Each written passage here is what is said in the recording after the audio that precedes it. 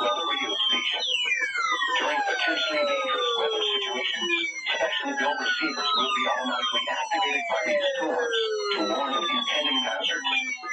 Tests of these receivers are conducted by the National Weather Service between 11 a.m. and 12 noon on each Wednesday.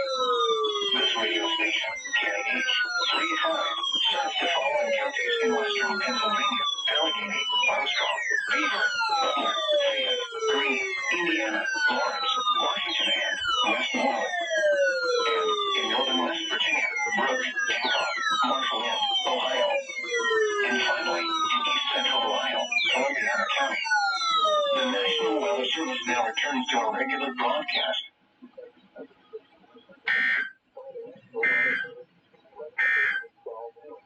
The forecast for Pittsburgh and surrounding counties.